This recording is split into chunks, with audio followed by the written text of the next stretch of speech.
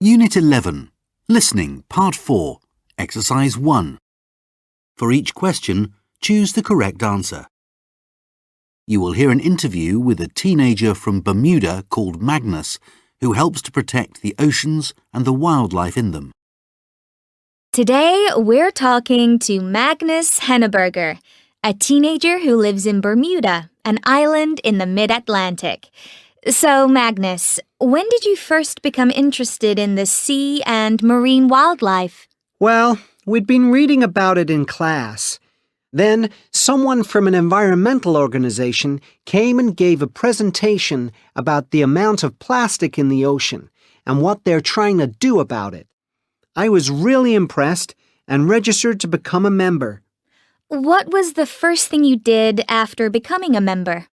We had to go out on a paddleboard. That's like a surfboard on a lake. We attached a kind of net to the board and collected plants and pieces of plastic. These went to a laboratory to be tested in order to find out which things were contaminating the water. What did you learn from this? We found very small pieces of plastic called microbeads that are used in everyday things like toothpaste and skincare products. We think these won't hurt anything because we use them ourselves, but the plastic gets into rivers and is washed out to sea. This is very dangerous because marine animals, especially fish, eat them and sometimes die.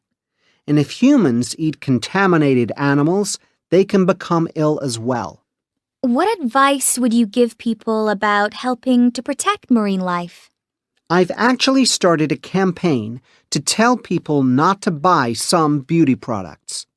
When you buy creams and liquids, check on the label that they are not made with microbeads.